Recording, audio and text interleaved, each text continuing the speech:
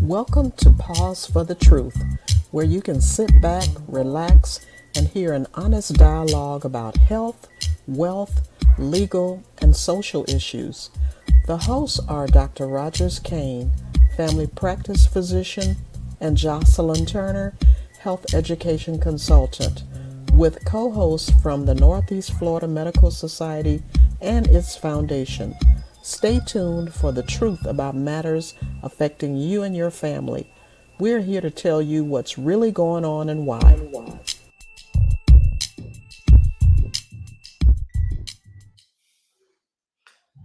Good evening, everyone. We are here tonight without my beautiful co-host, Ms. Jocelyn Turner. She has some other things that she needed to get into, but she says she may join us and share uh, her share herself with us uh, during the broadcast. Uh, so as you know, we have our reliable behind the scene technician, Mr. Tyrone Jackson, and the most competent IT man I've ever met. And he's joining me for us to host the show. So that doesn't mean for you guys to turn away just because Jocelyn Turner is not here. It means for you guys to put up with us and help us sort through this whole podcast. Tonight, we really want to kind of talk about. Tyrone and I was discussing earlier in the week. We started talking about technology. It was time for us to do another technology piece, and in terms of letting our listeners know what's going on in technology. Tyrone immediately thought about things that people may look at buying during Christmas, and I say, well, how valid are some of those things, and how well do they work, and so on and so on. And so Tyrone decided he wanted to go to put together some of the most, I guess, what is it, sought after items, a combination of sought after items probably, and some of those things that look very interesting, but may not be that good for you or that good for your pocketbook. So he created this segment called Naughty or Nice. You know, is this one of those inventions, technological invention that is great, which is nice, or ones that like, look, they're trying to just take your money. That's not. Yeah. So, without further ado, I want to introduce my co-host for this evening. Even though Miss Turner may join, she's just gonna have to be a co-host. Uh, so, so I want to introduce Mr. Tyrone. As he's kind of really gonna be Mr. Jackson. He's really gonna be the person to kind of help take us along as it relates to the different technology that he ran across. And I can tell you right now, we will not cover everything. There's so much stuff that we Hmm. can talk about. And I told him we're gonna bring that for another broadcast. I think you guys remember we were doing a series on the future of medicine, and actually this plays part of this broadcast is going to play directly into that series. So, Mr. Jackson, how you doing? I am doing wonderful, Dr. Kane. Thank you very much for having me on. It's always a pleasure to come from out of the cage. Y'all keep me in the back. The behind the scenes. Let me tell y'all what the behind the scenes really is. No, just well, you know what it is the first thing I thought of. It's quite humorous to consider the moment we have Miss Johnson to step away. What do? As men, we get together and talk about gadgets and toys. It Yep. is something about that. And as I did our research, as we always do, to let our listeners know, we do a lot of research before we come on the show. We want to make sure that we have current information and make sure that we're actually giving you the best. And as I was looking at the information, I was floored at the difference in adherence to what's hot and what's not as related to the sexes. Right. You Well, know, and it's something. we're men, so we're gadgetory. Yeah, A new gadget is always a good item for us. And you know, times are changing and women participate in as many gadgets as men do. But you know, when you look at the items, now Dr. Kane said it best. What we wanted to do is help our viewers and our listeners be able to make some healthy decisions as you get into the holiday season, because that's what it's all about. Right. We want to give gifts, we want to buy ourselves things, but we want to make sure that the items that we invest our money in are going to give us some return. And in today's digital society, there are a lot of individuals who are out there to take our money. Making a lot of promises, but can't hold true. Can't hold true. So I thought I would start this here by briefly just going over what makes the hot list. If you go to any website or any newscast, they'll tell you what the hot items are. So let's take a brief look at what is being. Just before we do that, flash our call-in number in case our audience wants to call in while we're going through this. So flash our call-in number up there. We'll do it. Okay, and anybody that's looking at us will be able to see the number. But for those that are listening to us, you can call in at any point. It's 888-669-1280. That's 888-669-1280. Go ahead, Mr. Jackson. All right, awesome.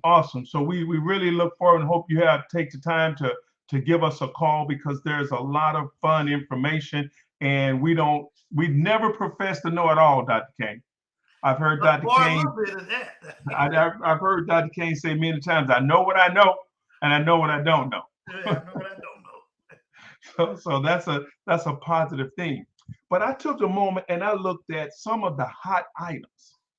And it is amazing to me that the top two items are fun items only. I mean, PlayStation 5. Ever since the PlayStation 5 has been launched, it has been almost impossible to get. Wow. With the supply chain and everything going on, it is still the most sought after gift for the 2022 season. Wow. What do they range? You know the price range on those, Tyrone? The price range from about $350 to $599. Yeah, my wife would probably make me go and get in that dog cage for she. But okay, go ahead. But you know, I'm not a PlayStation guy. Me? And I'm not an Xbox guy. So you know, when I read that, I said, well, then why? I mean, why would this gift be at the top and continues to be at the top? So when I researched, I said, well, how many people play the PlayStation versus the Xbox? Wow. And when I saw that there are 150 million consoles installed, okay, of the PlayStation, another 63.7 million Xbox. Wow. 213.7 million devices for fun. Are we looking worldwide, or are we looking in the U.S., out of curiosity? This is in the U.S. Okay. Wow. Okay. And those numbers are factored in the U.S., but here's the thing. For items like PlayStation and Xbox, a lot of foreign people who want them have to buy in the U.S. Gotcha. If you think they're hard to get in the U.S., try going to some of the other countries. So most of the numbers will show for U.S. Got it. Okay. Well, then the next thing that comes up, it says, well, iPod Pro. These are your earpieces that you put in your ear. Technology continues to grow and improve with noise cancellation, those kind of things. It just continues seemingly at no stop at all. And then I looked a little bit further. Now, again, we're talking about the items that are hot. Okay. So every year about this time in October, November, Apple is going to release a new iPhone. And the lines are going to get long. Well, Google saw that. They say, well, they want to get on board. And so they released their Pixel. Now, the smart watches, and I know we're going to talk about this in a little bit, Dr. Kane. We get into the capability of the technology with these here smart devices as we look at it from a medical standpoint. But I wanted to just take a moment to have our audience realize what items are considered hot and why. Well, if I was selling devices and I knew there were 1.2 billion users of the iPhone, I may have to make a T phone. Doc, you had to make a cane phone. We need to get some more phones in there. You know what I'm saying? And then you look at Android current users, 2.7 billion active users. Wow. So if you're in the business of selling gifts, then there's no wonder that these items continue to go to the top of the line because people are buying them. And I thought, you know, when I look at this, I thought iPhones had a greater number of users, but according to this, the Android has a greater number of users. Is that absolutely? I'm an Android man, so everybody else in the family is an iPhone person. Well, the iPhone is more coveted. Because they have done an outstanding job of marketing. When you get an iDevice, you're told right at the counter you're smarter than everyone else. Just because you got an iPhone, iPad. Now the technology is good and it has its advantages just like any other technology. Right. Every piece of technology has its advantages and its disadvantages. But the credit goes to Steve Jobs. When he first started, he had two things in mind that had propelled Apple products to the front of the line. And the first one was he always took aesthetics first. It was more important the way it looked than how well it functioned. Gotcha. Number two was to market to the people and make the people feel like they're smarter for buying your product. Got it. And it's proven to be a successful recipe. Sure is. All right, so now, Dr. Kane, before you go away, tell me about the Echo Dot, where that fits in the thing. The Echo Dot, just like the Google Assistant, they're constantly growing. The numbers continuously raise each and every year. And here's the reason why. Because they give us a quick way to access information with little effort on our part. We can easily say Alexa and then ask the question and she gives the answer. With a vast array of connection to the internet, she can then produce the information for us. And we're going to get into that a little bit more when we do the medical part, because that's why I just wanted to point that out about the Echo Dot. Go ahead. Absolutely, absolutely. Now let's go on to let me preface this by saying the items that we've showed you that are hot technology gifts for 2022 are not necessarily the recommendations of Dr. Rogers Kane and Tyrone Jackson, but this information is pulled from Reuters, from NBC and CBS and other entities that track that information. Okay? Gotcha. Now it's going to get a little bit more. Dr. Kane and Tyrone are going to talk a little bit more about our personal discovery. Now, I sent a couple of these items over to Dr. Kane.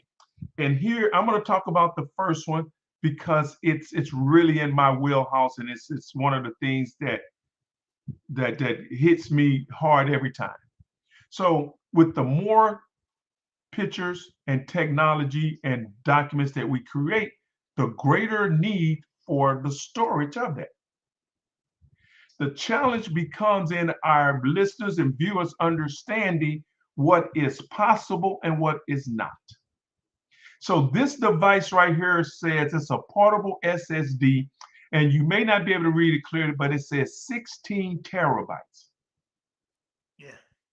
16 terabytes is an enormous amount of space. To store information. To store information. So here's the facts that you may not know. The average user over the life of their computer will use only between 20 and 40 gigabytes. That's over the life of using your computer. But now technology continues to change, and these iPhones get better, and they make larger pictures and more definition, so it takes up more space. And not only that, we're forced to consider not how do we not lose it. I mean, I've taken all these pictures. I've got 10 years of pictures. What would happen if I was to lose that? Before we all had them in a box, Print it out. a shoebox under the bed. Yep. And now they're in the cloud or they're on our phone, they're in all these places, which require us having to store them in a manner that makes them accessible. Now, Tyrone, one thing I want you to tell our audience, the difference between a gigabyte and a terabyte. All right, so the gigabyte and a terabyte, and it's all based on this here. The way the process starts off, we started originally with megabytes. Okay, well, there were kilobytes, but most of our listeners would then want to know them. So, but let's just talk about a megabyte. From megabyte, we went to gigabyte, and it travels in 8-bit processing. So, a gigabyte is 1,024 megabytes. All right. So let's think about that a little bit. So 1,024 megabytes equal a gigabyte. So if 1 megabyte was to hold one document, then you would be able to hold 1,024 more documents. Right. All right, well, let's go then to a terabyte. A terabyte is then 1,024 gigabytes. Wow. All right. So now we had said that you were going to be able to hold 1,024 more. So now you're going to be 100 times that when you go to a terabyte. All right. So just to make it as simple as possible. But I have people who want the larger number. They want the best because they feel they have a lot. But when you're not in the field, you don't know. These two devices that you see on the screen are currently being sold at Amazon. They're currently being sold on Facebook. They're currently being sold on eBay, on Pinterest, and all these guys. Well, here's the thing. The technology today does not exist to produce it. Right now, the largest terabyte you can purchase in one small device is an 8 terabyte with an average cost of $3,999. Whoa. Well, now they're selling this on Amazon for $105. How's that possible? Naughty. That's how it's possible. Somebody's raking in your $105.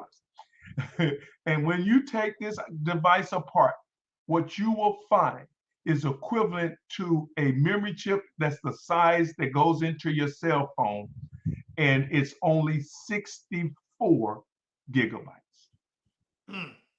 But they're promoted as being 16 terabytes. Right. So the question I have, and the question I like for our viewers and listeners to do, is to continue to ask Amazon, why would you continue to display and carry this here, knowing very well that it's not possible? It's false. It's false advertising. Mm-hmm. It's false advertising because the technology doesn't exist to be able to do that, especially at that cost. Now, Dr. Kane, I asked you about this one. I'll let you talk a little bit about this here. I had been hearing about friends say, "Oh man, I found this here, this nano patch. Man, my back hurt, and I put it on my back, and man, everything in the world changed. I feel better than I ever felt before." Well, one of the things I go to question that is what we call a placebo effect. Placebo. Yeah, that was the first thing I thought. Real versus a real medication. And so I don't, when I went and looked at the device, all I kept getting was marketing efforts at trying to get me to buy it. I saw no scientific proof as to its authenticity as to whether or not it works well. FDA sometimes let devices like this go, get crossed with a disclaimer saying that we really haven't really tested it. You know, it's they say it's comparable to this other device that we know does work. So I haven't seen. I think they just tried to play on this nanotech, the word nanotech, because nanotechnology is gonna is has been around realistically a short period of time, but its future is immense in terms of technology and what it can be applied to as relates to medicine and other industries per se. So, but I found this to be nothing but, I don't know, I guess it could be snake oil for all I'm. I think Well, it's Doc, snake tell oil me this for here. pregnancy. Tell me this, Doc. What is actually a nano? When they say nanotechnology, what is a nano? And if you one of those people who look at, I guess if you're into the science and you think about nanotechnology and what it means, and when you reading nanotechnology news, blah blah blah blah, you know you get a real picture of what nanotechnology is all about. And I think they just try, in this case, they just wanted a phrase word, a buzzword to hook people in. You're a lot more competent at the accurate definition of nano, other than the unit of measurement, than I am as it relates to nanotechnology. Yes, absolutely. Now, the next one comes up, it titles itself as what is called the chill pill. And I looked into this here and I said, wow, you talking about someone being an opportunist. As you look at society today, we have an increased awareness of emotional, mental health, well-being, stress, and anxiety. Especially post COVID. Right, right. So, hey, let me create something that I can sell to people and tell them it will alleviate these items. Now, according to the all the information I read on this here, what this is a subtle vibrator and a humming, supposedly a soothing sound that helps you sleep better. It helps relieve tension. It helps relaxes you. Now, but the studies don't show that. Well, studies don't show it. And as I looked at remarks from people who were gotten, yes, they said they could barely feel the vibration. Nothing but And if it was supposed to make a noise, they didn't hear. They felt the same way. They felt the same way when they turned it on as they did when they turned it off. Turn it off. You know what I'm saying? And the only thing they got out of it was a loss of their money. Well, good luck at getting your money back for sure. So these three things we do not need to be bothered with, in my opinion, because none of them. One, the first guy didn't work. The second one didn't work.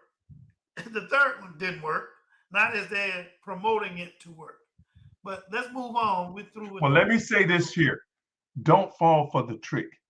The way companies get you on this here is you see pictures here, they'll change the color, change the size, get a celebrity to advertise it. Right. Okay. The fact that we know about the nanotechnology is that when Dr. Kane's research, he was unable to find that it was approved by the FDA. No FDA. supportive evidence. No supportive evidence on its ability to do what it claimed. And that has nothing to do with the size. If you make it larger, it's just bigger and still not doing anything. The same thing with these other items. Right. But you know, when you have this kind of conversation, Dr. Kane, I think you always need to take a break and go back and let's look at some cool items. All right. So I looked at this here list right here, and these are cool items. These are items that are fun. And if they're fun, who cares if they work, right? As long as they work enough to make me have fun with it. Absolutely, because it is scientifically proven. I think I heard you say it on the show, Dr. Kane, that if you're smiling and happy and you're outside and getting sunshine and doing all these here things, you're going to feel healthy. Yep. I mean, so it does have some side effect in terms of its health applications.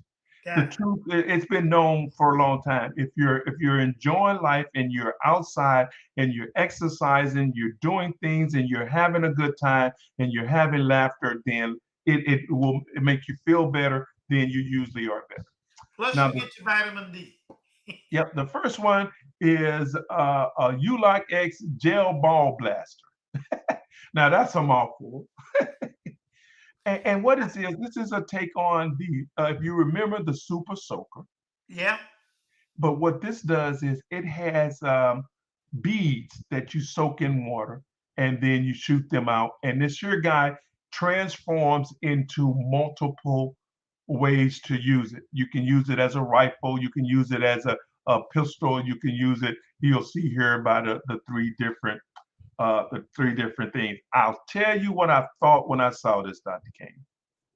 I was reminiscing with some friends just a few days ago, and we were talking about the fun we used to have when you used to have water gun fights. Yeah. Oh my goodness. It seems like it lasted for hours, and we just had just a whirl of time. And I thought about this here as a flashback, the fun that we had. I don't run as fast now, but I may pick it up a step if you hit me with a wet bead.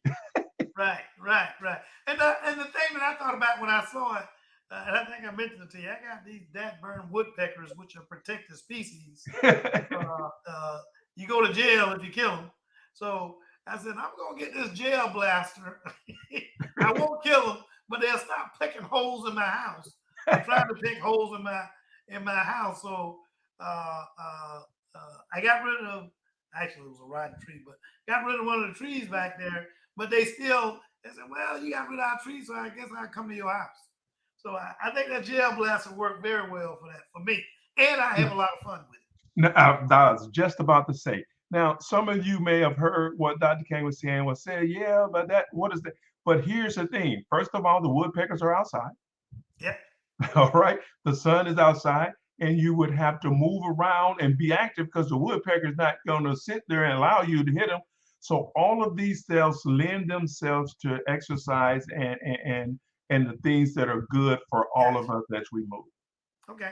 All right. Now, the next one on the cool list, Dr. Kane, I got are these that they call them Opro air glasses. And you know what I thought? Most of our viewers don't know this, but Dr. Kane is a technology aggressor. He likes technology. He uses technology, and he's open to consider most technology. So 2-3 years ago, he and I talked about using these optical glasses to be able to assist with home healthcare patients. You remember we was talking about that? Actually, that was about 7 years ago, but go ahead. 7 years ago. Now, I want our the listeners and viewers to hear this. 7 years ago. So this is way before COVID. Okay, this is way before there was an unveiling of a stress on the medical community and its ability to be able to offer service in-house. All these here things were things that Dr. Kane and I were talking about, and we had a lot of fun with it.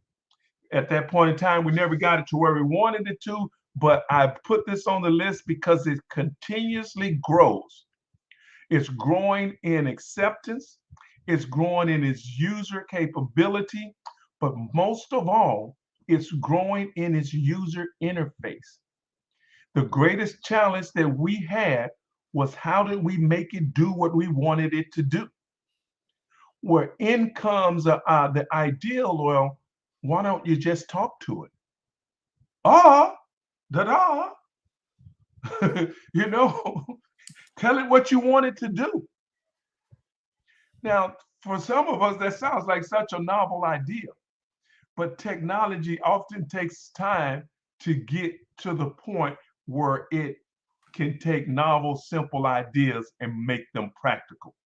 See, in a society that has so much technology and does so much, we seem to think that it can do more than it can. Right.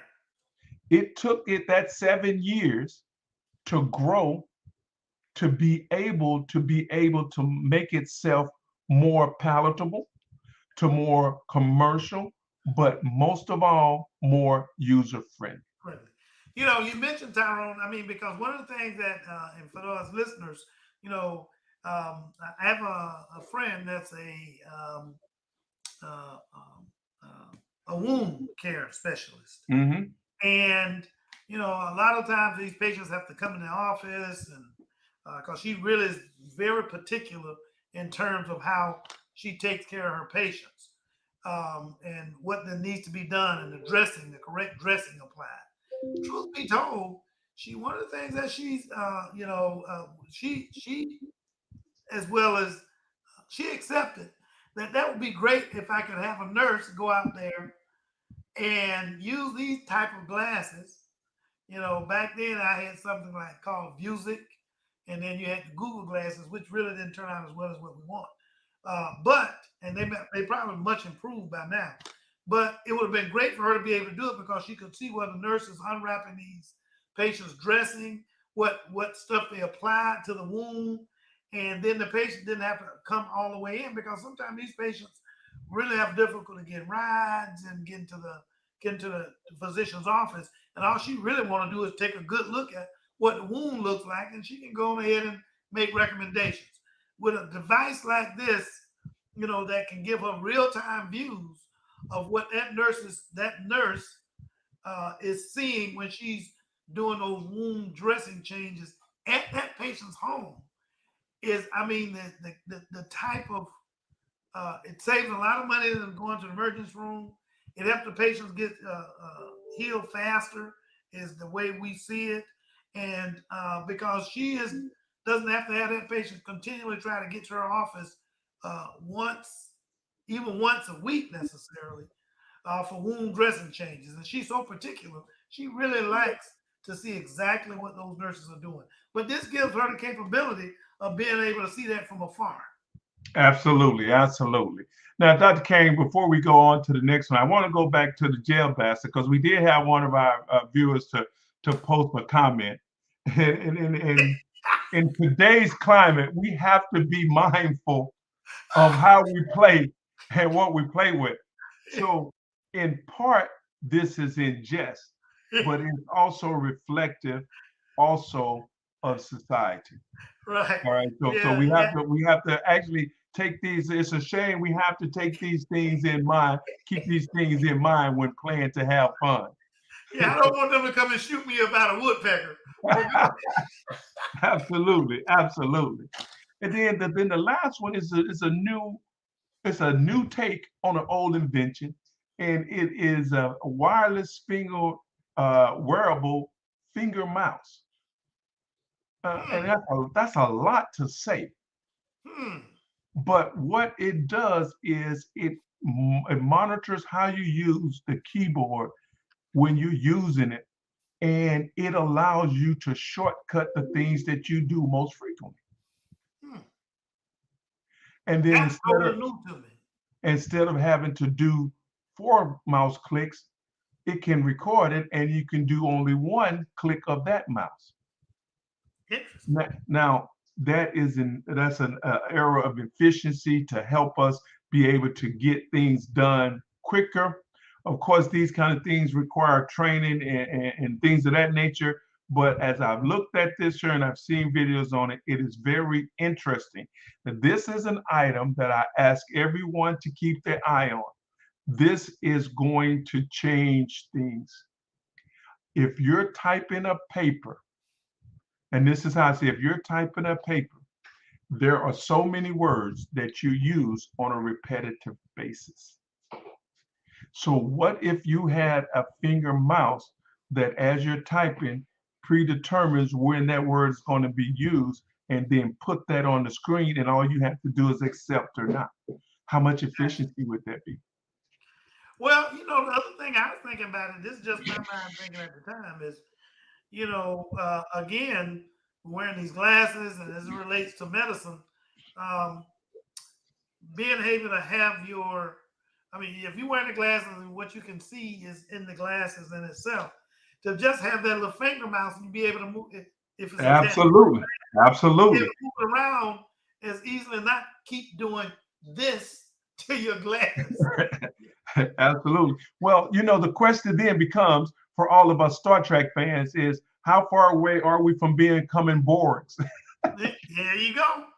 And we have our augmented glasses, we have a wireless mouse, and we have all kinds of gadgets attached to us in entirety that, where does the human start and technology begin? Gotcha. All right. Okay. So now these are items that were fun for us to go over, an opportunity for me to really get an opportunity to talk to our viewers and listeners about technology, what's coming up, what to be on the lookout for, and so forth. But as with every podcast we do, we have an overriding goal, and that is to impart information that is going to be helpful and beneficial for our listeners. Right. So I sent Dr. Kane over a quick video that I'm going to play here. And before you do it, broadcast the number, the dial-in number again. Just put it up. And for those that can see it, great, you see it. Number is 1-888-669-1280. Again, that's 1-888-669-1280. Go ahead. All right, then. And so this here guy is called the Tech Futurist, and he has really pinpointed some items that both Dr. Kane and I think are paramount to where we see the future of medicine going. So we're going to play this short clip, and then Dr. Kane, after that, you're going to take it, because this is your wheelhouse, and I can see your seat can't be still. So let's go ahead and play this. Gotcha. As we head into the next year, in 2021, the pandemic only accelerated some already established trends in digital health. And in 2022, I expect to see even more emphasis on AI solutions, remote care, and at-home tests, as the point of care keeps shifting to wherever the patient is. I'm Dr. Bertalan Meskó, and you're watching The Medical Futurist.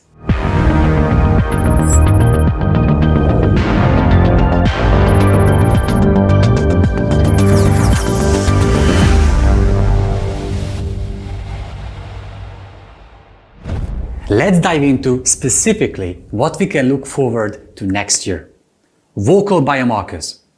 What's more futuristic than having a conversation with an AI that in return can tell a lot about the state of your mental health and even whether or not you have COVID, for example. Now, voice tech startups are blooming, leveraging machine learning to detect vocal biomarkers that are red flags for certain conditions. By the characteristics of your voice, these algorithms can be accurate, fast, and cost-effective solutions compared to the average checkup processes, which could essentially be the difference between life and death. For example, a US-based startup, Sonofi, is focusing on a voice-based screening app that will look for vocal features related to the presence of COVID-19. The pandemic highlighted how many limitations patients have regarding access and affordability of healthcare, and how much telemedicine can alleviate overburdened hospitals. And as the money starts to pour into the field of voice tech, an accurate diagnosis for some conditions can be as easy as a patient speaking into a smartphone. AI in diagnostics. Since we are talking about AI in diagnostics, let's take a look at one example of how it will disrupt healthcare in the near future.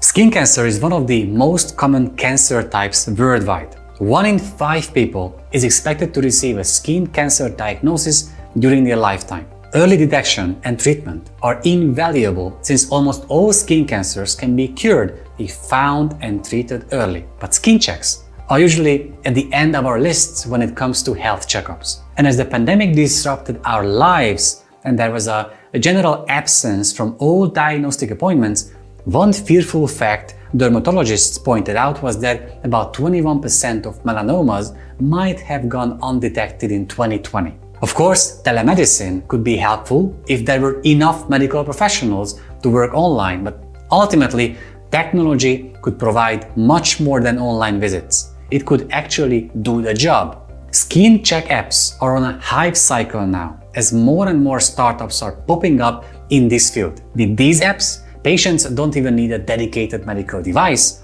only their smartphone, and they can easily check skin lesions through an app like Skin Vision. A study in Nature confirmed that on cleaned data for selected lesions, AI is as good or even superior to human experts in image-based diagnosis. And AI will do the same for a vast array of medical fields, where it will look at biopsy or radiology images and flag the suspicious ones for further review by a trained professional. But don't worry, in and of itself, AI will not replace physicians, but physicians using AI will replace those that don't.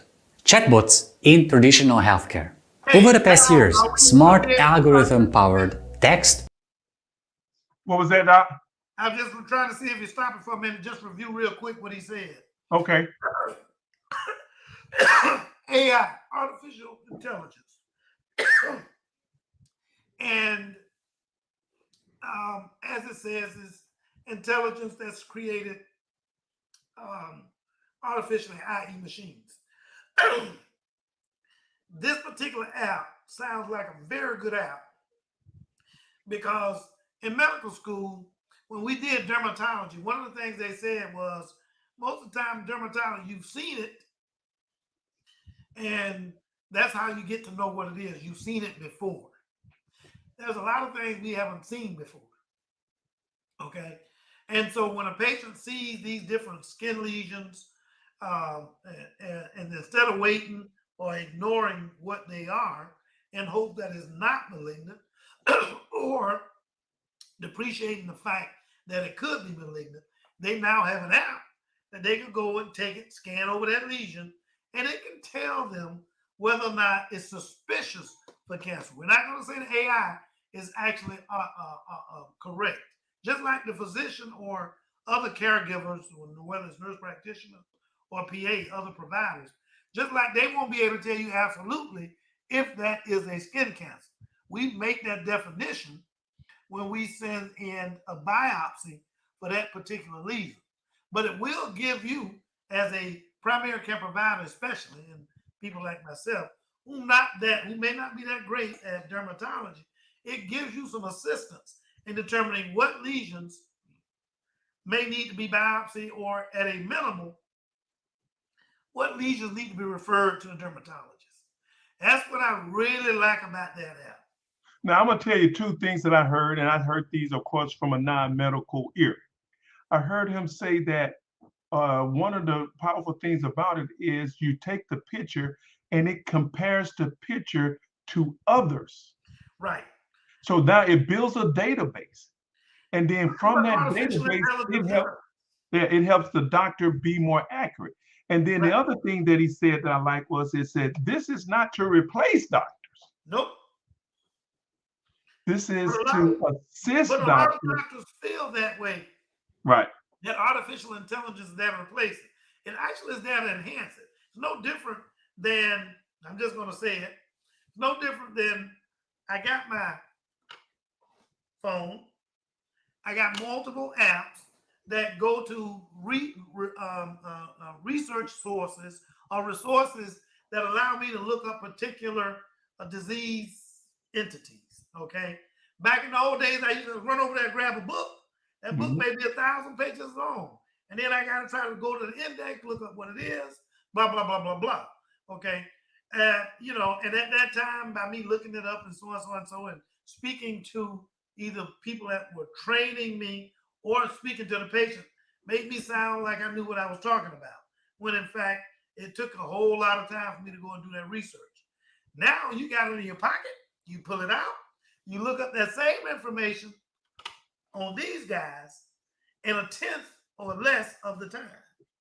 And so it didn't replace any of the what's the word I'm looking for? It didn't replace any of the science with what with what was facts and non-facts or anything, but it gave me a quick access to a resource that I needed to help me make some decisions on the spot.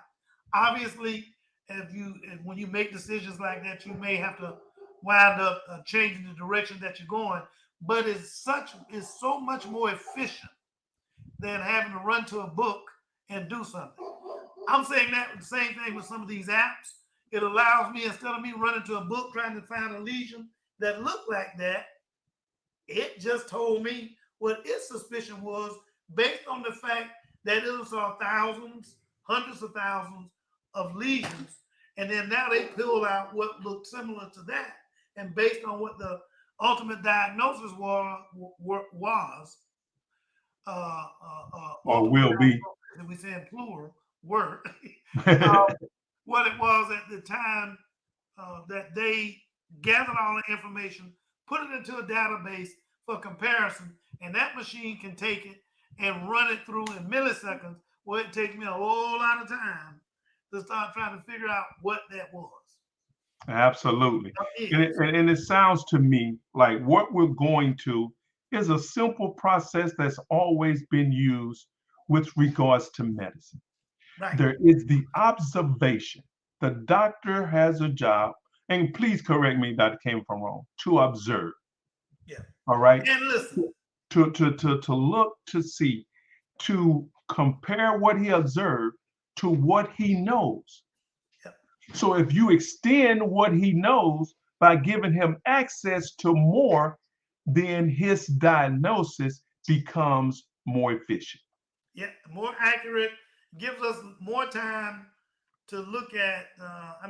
These days, the way they want to put us in medicine, they want you to come in. You got 15 minutes, or only 5 minutes maybe with the doc, and you're quick in a hurry and trying to look at it. That's not good medicine. We're going to change that to value-based medicine, but that's another topic. We discussed value-based in the past, but it is much more, like you say, it's an assistant. It gives assistance to physicians at making diagnoses. Go ahead to the next clip. Based interfaces have multiplied, and they are also taking their place in healthcare.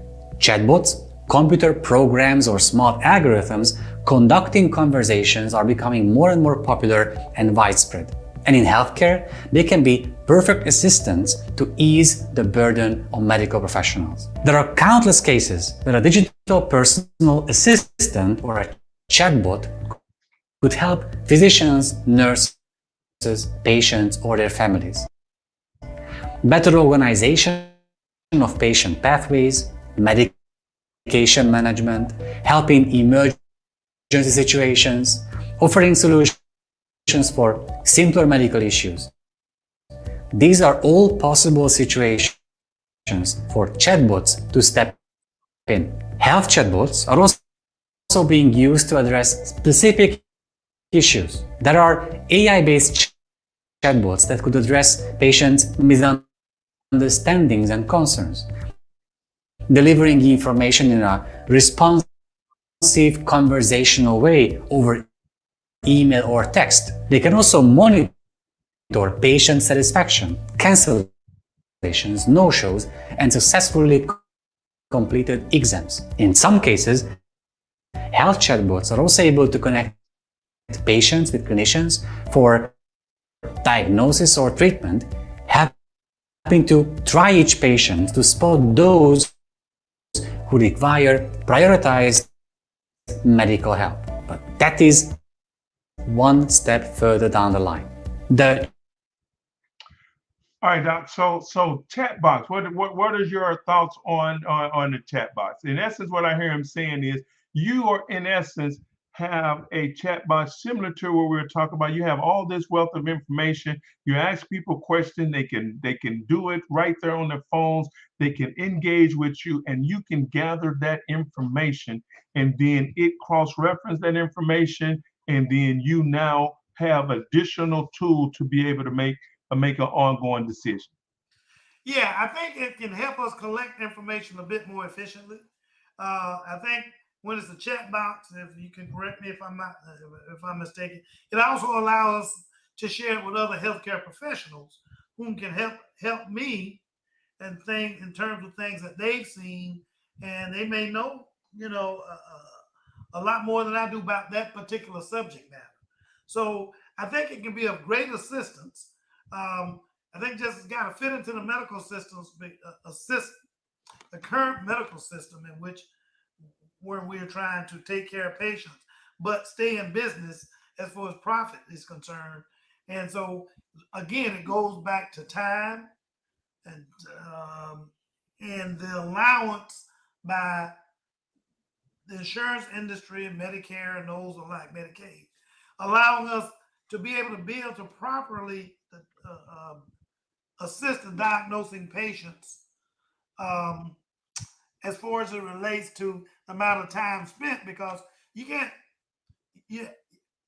stay in business if you can't make any money to pay for the bills that are accumulating for you being in business. But it may also cut back on some of the definitely patients having to actually come into the clinic, actually have to come into the office. It may become a very time saver as far as the patients are concerned, and physicians as well over time. So it gives us an opportunity to discuss with patients their medical conditions outside of being in the office. Now, one of the things I thought, and Doc, and this is, I guess, in sermon with a question, it also gives me the feeling of the patient can feel a little more anonymity. Well, Yeah. you're standing in front of your doctor, your level of embarrassment to be able to discuss some things. Now, it shouldn't be there. Let's be honest. This is your doctor. He's there for your health, but it is there. Yeah. So, but if I'm on my phone and you're asking me questions and it's just me and my phone, I can answer more genuinely, which then gives you more information. Well, that's a pro and con to that. The pro is, I guess, as you were saying, the opportunity for less embarrassment.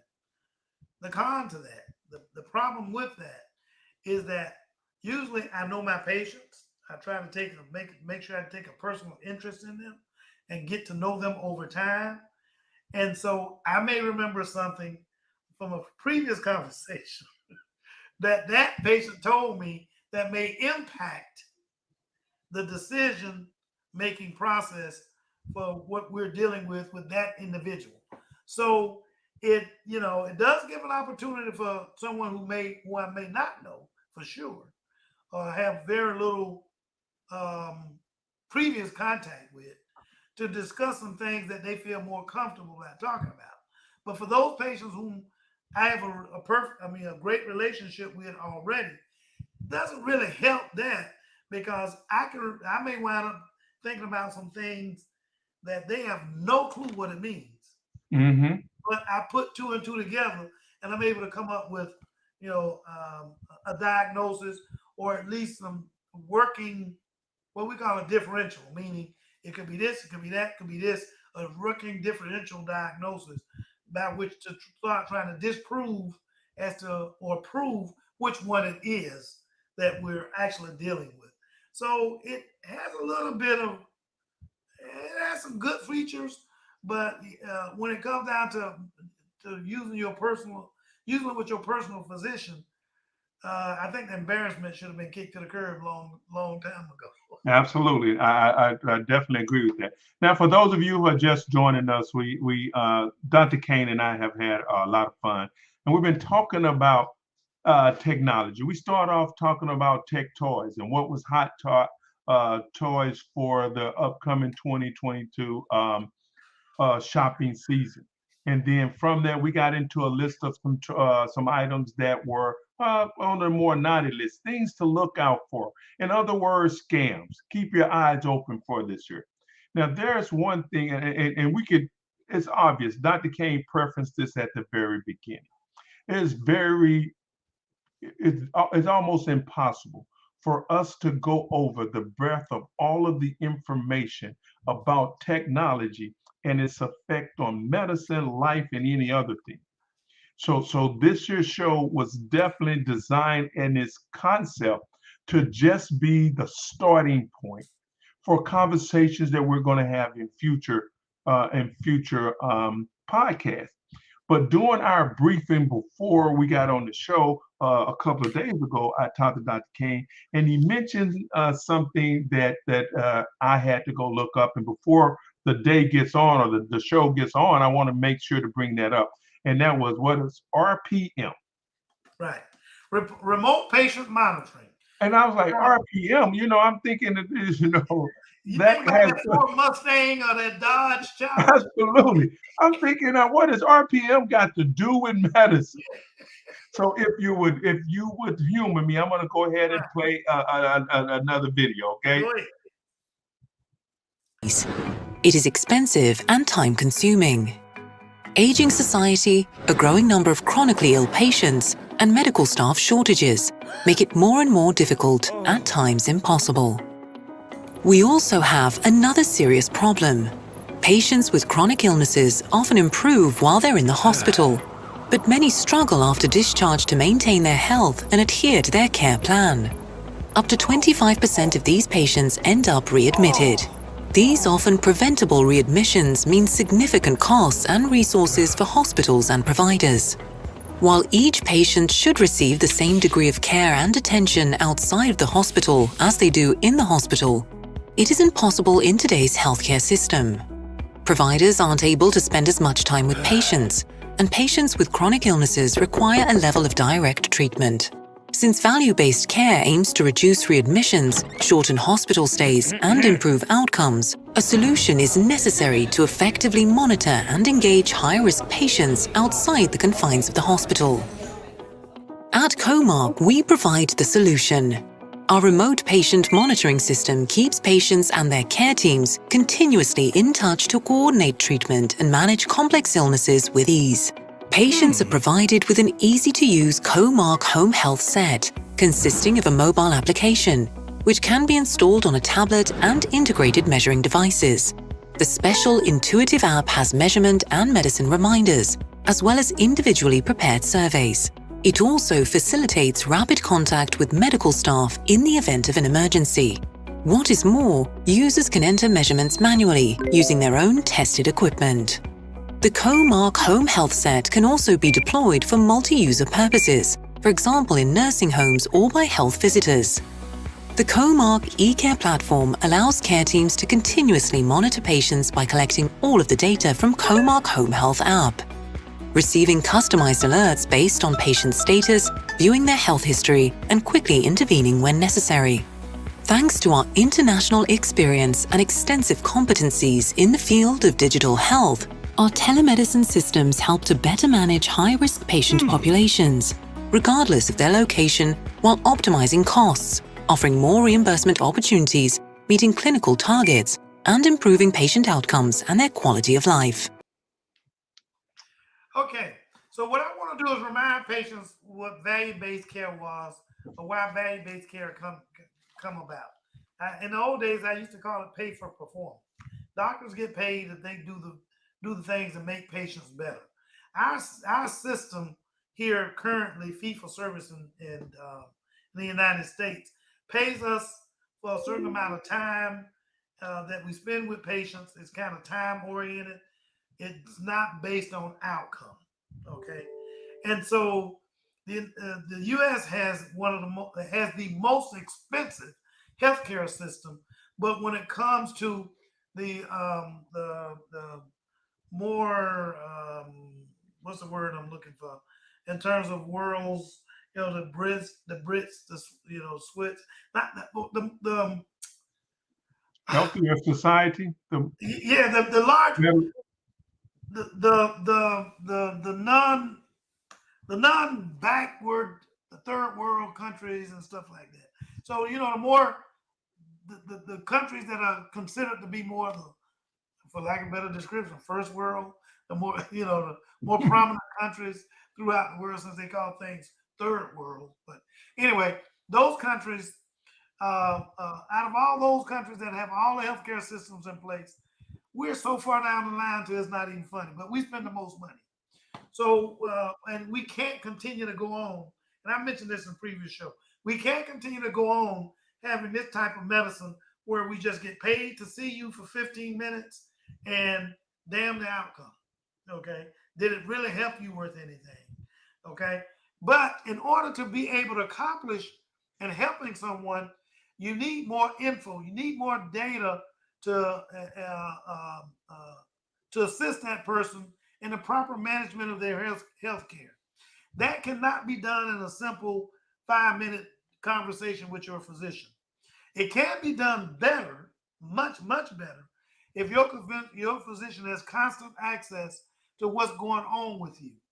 So remote patient monitoring is just saying that I'm going to monitor your health care, not by you coming into my office all the time, but by utilizing today's technology and having that sent to me and me being able to look it over and make some decisions along with you over the phone as to what we need to do next to improve the outcome of whatever treatment I provide. You come out the hospital, particular things like congestive heart failure, they come out the hospital. These guys have there was one time where we had readmission rate within 30 days to be very, very high. And obviously, as you know, the cost of hospitalization is just ridiculous in terms of what they, a mucus recovery system, that might run you, $100. It's a box of Kleenex, okay? Is all it really is. So, why pay all these high prices? And so once things happen, we can help monitor you at home. So we do some basic monitoring device that will report me automatically. Now, some of the simple things that I've used in the office, I use Cardia because I can look at an EKG when a patient is saying that they're having palpitations and stuff of that nature and have it sent it to me. You do your blood pressure monitoring. You do your pulse oximeter so I can see what kind of oxygen level you have, particularly if it's one of those items that it makes a difference, as in a asthmatic or the person that smoked and so on and so on. And then you also may have an infrared thermometer, which became very popular during the COVID time. Those are just a few examples. If you have a system in place where those things are automatically reported to the doctor's office and they're constantly monitoring those things. And this is where I bring in back that echo that we talked about, that we saw previously. You think, one of the reasons Amazon Amazon recently purchased within the past 8 months. They recently purchased a large physician group that had about 1,400 offices throughout the country. That's not a big group per se when you got thousands and thousands of doctors' offices. But what it did is, I think, help Amazon prepare for the platform of being able to interject a constant monitoring system like Echo and Alexa that you wear these monitoring devices. Some of them may be an actual watch. Some of them may be wind up being some over time in the future. May wind up being certain implanted devices if you allow that, but definitely wearable devices that will monitor you throughout the night. So if you had sleep apnea and you stop breathing 100 times throughout the night, when you wake up that morning because you set Alexa, you ask them to wake you up at 6 o'clock, she gets on the line and said, "Hi, Mr. Jackson, time to get up. Last night you stopped breathing 117 times. Don't worry, I've sent it to Dr. Kane already, and he is setting you up to do blah, blah, blah, blah, blah." Because it is monitoring stuff that currently I got to send you to a sleep, and I'm just using this as an example. If it's sleep apnea, I have to send you to a remote monitoring site that you sleep in overnight, and they take a look at it, put it all together, and bring it back to me. When you get these wearable devices, I get to know the next day instead of 2 weeks later. They put the information together to send to me, and I'm able to react pretty quickly before you develop other things like AFib, I'm not trying to get too technical, but different medical conditions that if we intervene early, because we've been made aware early by devices such as Echo, Alexa, and what they have to offer with monitoring. Because of that, I am now able to keep track and maybe prevent, a catastrophic event down the road. So, I mean, that's just Yes. of what the possibilities are. And for a lot of folks, they don't understand Amazon. See, Amazon, when they came into the market, they came into it with a specific concept, and that was technology first. If you ever go to an Amazon warehouse, the method by which a package is chosen and picked and put together to ship out, it's all done and managed by technology. Automated. Right. When you're on your Amazon page, it knows what you purchased the last times, and it's going to send up more things along those lines. So it has and continues to build in conjunction with Alexa and Google a running allegory of how you live, what you do, and how to best get what you want to you. And it's based on your previous actions. Yes. Artificial intelligence to put together your pattern of behavior through algorithms or whatever it may be. Same things hold true for medicine. When we start, right now, there's data being gathered everywhere. Every they day. want registries done. They want all these different things to take a look. And these people are gathering data. If Tyrone had a heart attack yesterday, it's got all the data that occurred when Tyrone had a heart attack. But if Mr. Pibb also had a heart attack 2 weeks ago, gather his data. And 2,000 other patients that may have had a heart attack and the symptoms that they exhibited prior to the heart attack, during the heart attack, blah, blah, blah, blah. All of that can be blended together and determine a pattern by which when a person, just before they get ready to have a heart attack, these different things happen. It could be their oxygen level dropped. It could be a certain a rise in certain chemicals within your blood. When they see that pattern, because that computer can think through that a lot quicker than I can, I might be able to get through that in about an hour, but they can do that in microseconds because they are able to put all that. Everybody knows what a computer can do, but they're able to put all that information in one in milliseconds. I mean, just be able to examine that and then alert me and let me know what the possibilities are. Of course, I still got to talk to the patient. I still got to see what needs to be done and then ultimately make the decision on what we do next. But I will take into consideration that artificial intelligence, that AI, what they recommended, because they are using, just like I do, one of the reasons that I've gotten, this is not one of these, but one of the reasons I've gotten as good as I am in terms of medicine, and my colleagues as well, is because of experience that we had in dealing with other cases. So when we see one that resembles something that I've treated before, it's a lot more recognizable as to what this may be. And that's what artificial intelligence actually is doing. Taking all these examples, putting them together, and getting all the information that this individual has, comparing to all those examples, and say, based on this, and this might be what is going on. Dr. Kane, you go back and decide if that is the case. Awesome. Well, I tell you, it has been, I can't believe an hour has gone by this quickly. And we've only, I would like to say we only touched the tip, but I don't even know if we've touched the tip. There's so much information that's out there. There were 10 things that I did come up with that in every issue I looked at, that's going to be the future of medicine and technology. And these are things that we will visit later, Dr. Kane. But number one, augmented reality. Those are your glasses and things of that. Virtual reality. So much information being formed where you put the people who need to decompress and stress down, you put them in these glasses and they put them in serene situations. Great for mental health. Great for mental health.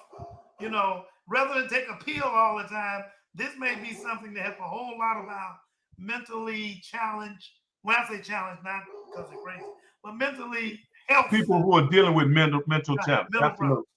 Then the third one is robotics. Now, and then from there we go to artificial intelligence. The next one, Dr. Kane, I can't wait till you come up with the podcast on this one. Is 3D medical printing. Oh, I love it.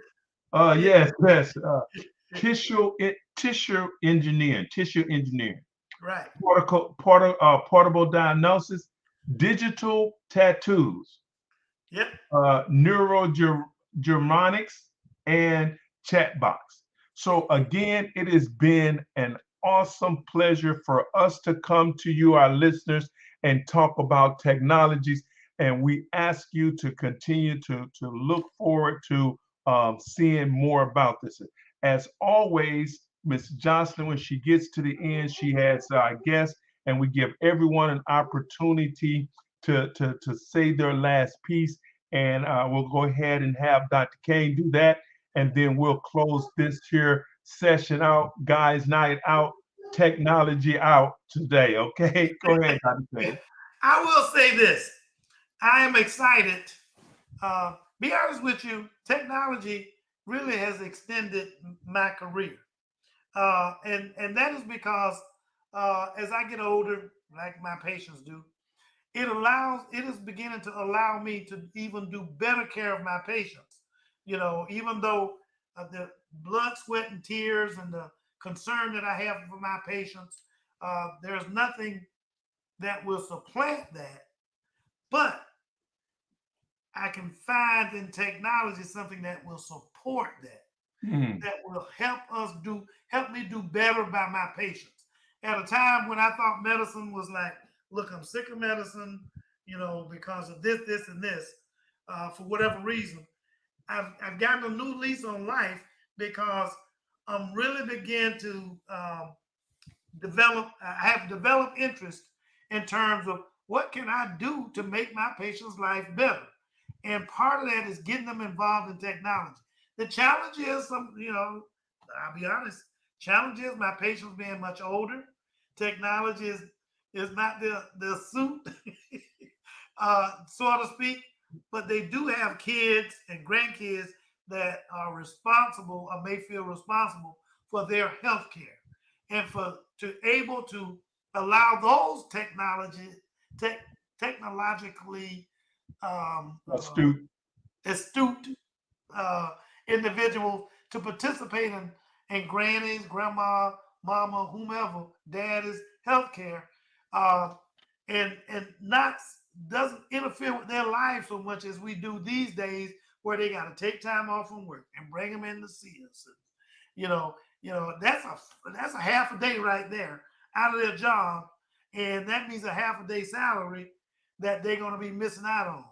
With remote patient monitoring, which we can get into more detail later, and with the technological advancements that we're seeing in medicine to allow us to be able to monitor patients from afar. Not only is it very helpful when you live out there in the boondocks and can't come way into town, and so people out there can get better health care, but it's also very good for the people that live around the corner from my office, but getting a ride may be an issue. Had a patient talk today, and she's 96 years old, no longer driving. She's in pretty good health, but she still has some things that if we really want to keep her in her best functioning capacity, that if I can be as aware as possible what's going on with her on, may not be a day-to-day basis, even though technology will get us to that point, but at least at a very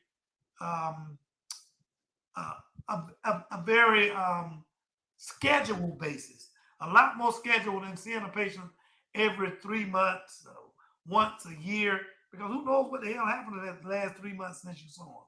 However, when you get these remote patient monitoring and the IT or technology that is close by, not just in the future, but very close.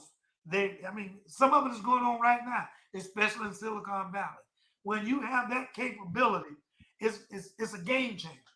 And we did talk about, the future of medicine. That was a series I was going to do.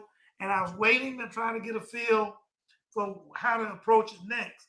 But because of the way that Medicare has already decided in terms of value-based medicine, I think, we definitely got to go ahead, do a good session on technology. The only thing is, it may take a couple of hours. So that might be one of our special programs for physicians and patients, that they can look at all the tools, many of the tools that's going to be available to them and reasonably expensive. I give a quick example, and then I'm going to be through with it.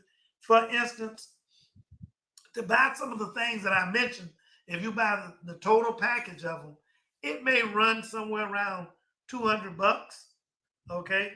Maybe as much as $300.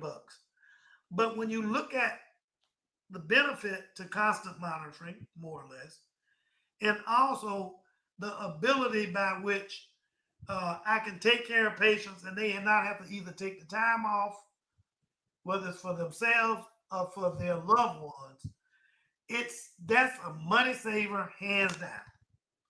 No question about it.